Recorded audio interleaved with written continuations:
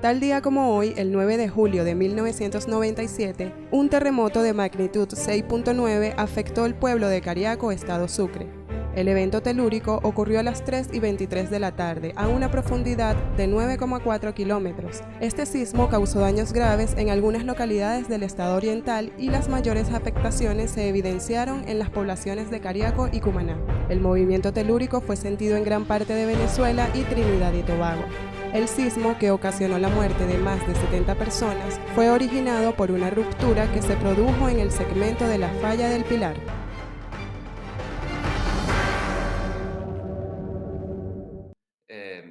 Partes de las placas y ese movimiento de terremotos.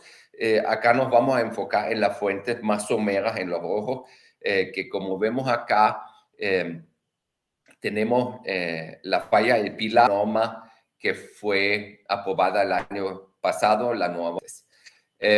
Otros efectos que pudimos observar mucho en el año 2004, unas vistas de pequeños, tuvimos esa intensidad 8. Y intensidad 8 quiere decir que hay daños severos que la gente no puede quedarse en pie. Mucha gente le cuesta quedarse en pie. Muchas viviendas muestran grietas.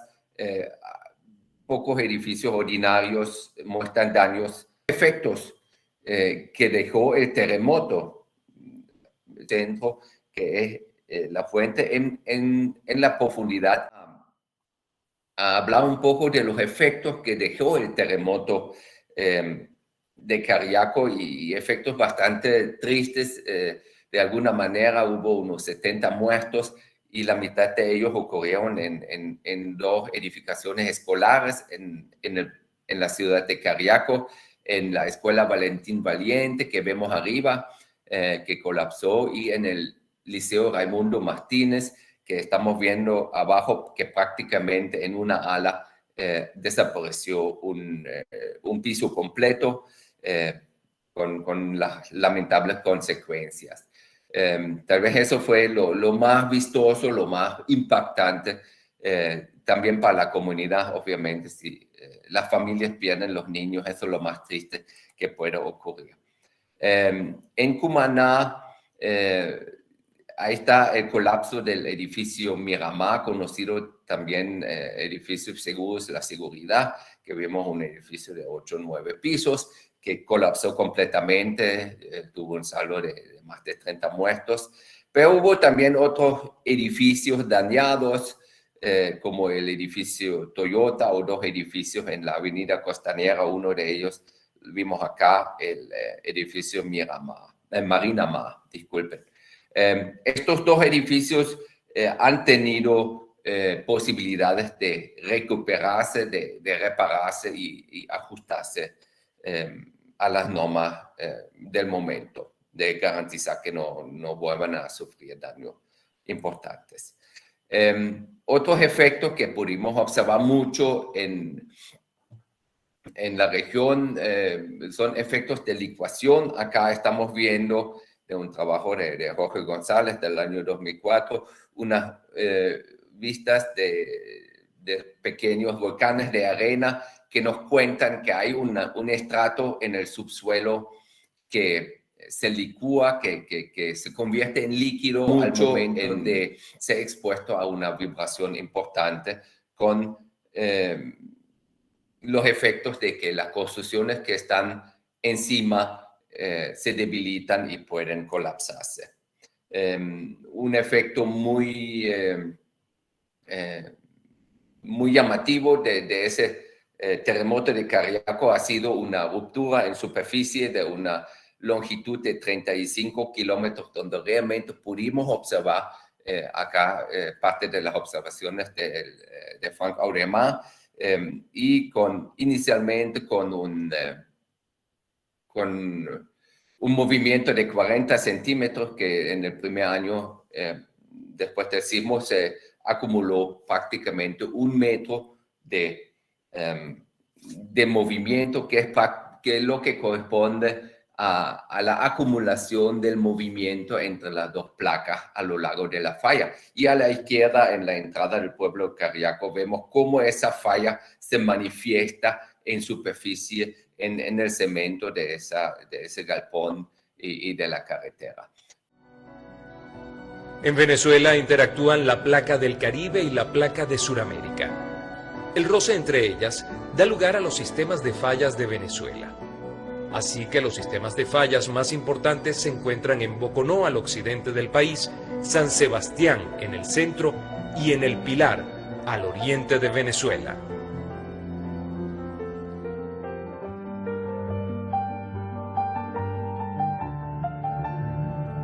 Cariaco, 1997. En 1997, esas placas se movieron unos 35 centímetros a lo largo de 30 kilómetros. La población de Cariaco, ubicada a muy poca distancia de la falla, recibió la mayor cantidad de energía vibratoria y, como ya dijimos, 4 edificios escolares sucumbieron. Una de las instituciones afectadas en Cariaco fue la escuela Valentín Valiente.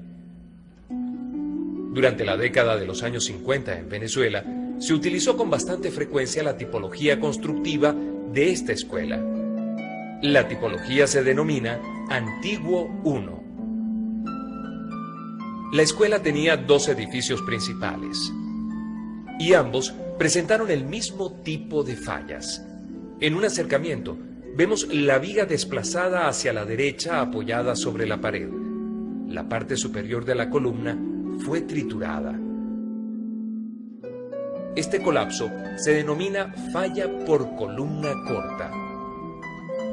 La presencia de la pared de relleno impide la deformación lateral de la columna completa. Solo en la porción de la columna que queda libre sucede la fractura. Aquí, la viga y la losa se desplomaron, quedando apenas sostenidas por la pared.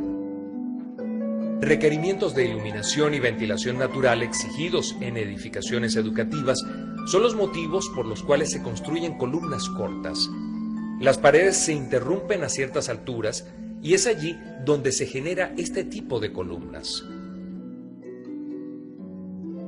Unidas las paredes a la porción inferior de la columna, toda la deformación lateral se concentra en la porción corta y se produce una falla frágil.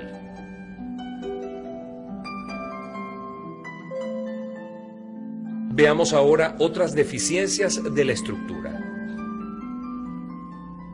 Por ejemplo, en la escuela Valentín Valiente no había vigas en la dirección larga del edificio y las columnas eran de tan solo 20 centímetros de espesor.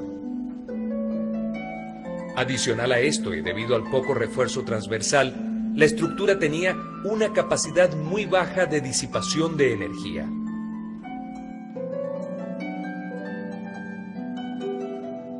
Veamos esto en una mesa vibrante.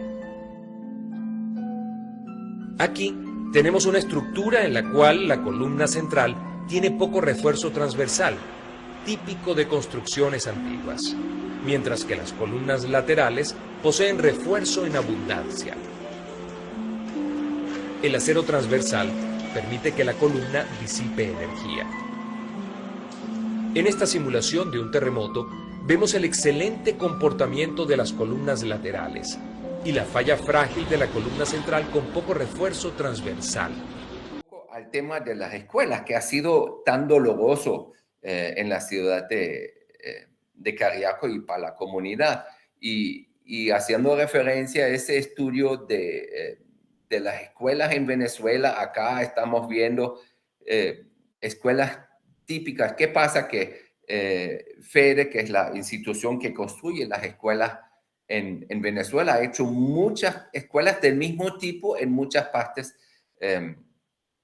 del país. Por ejemplo, esta escuela tipo antiguo, que es la del Valentín Valiente, debe haber unas 400, 500 en toda Venezuela. Y el ingeniero Rafael González de FEDE me dijo, oye, en el marco del proyecto BIT, que se hizo antes del 2018, los ingenieros López y Coronel ya realizaron proyectos de reforzamiento.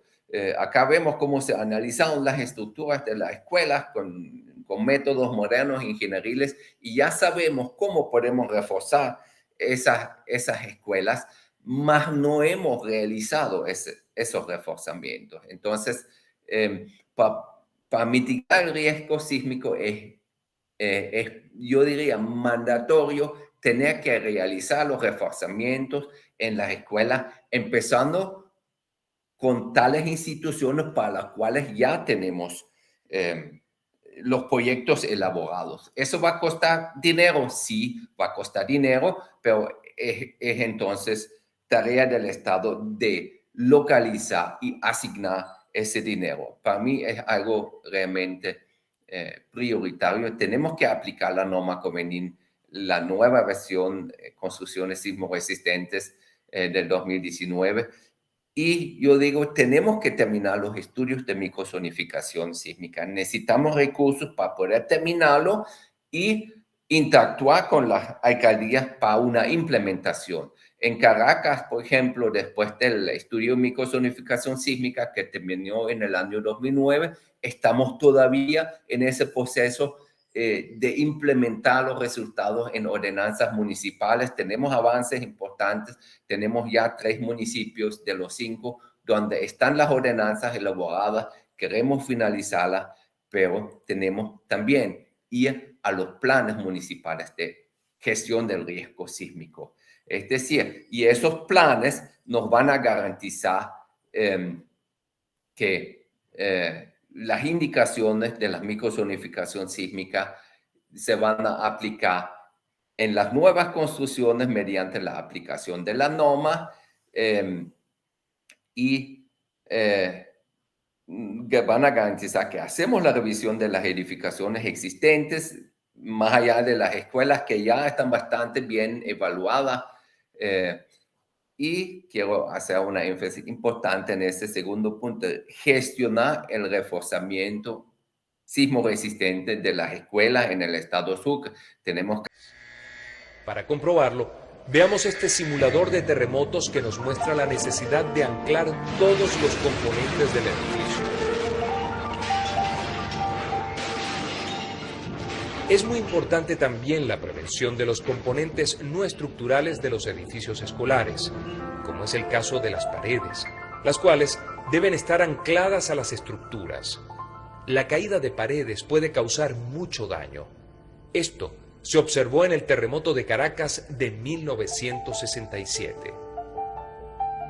Asimismo, el proyecto de protección sísmica de los componentes no estructurales también debe incluir el relleno de los espacios que puedan crear columnas cortas, a fin de eliminar estos efectos. Está comprobado el gran riesgo físico que corre la comunidad educativa en edificios escolares antiguos. Estos tipos de escuelas se derrumbaron en Cariaco y podrían hacerlo de nuevo.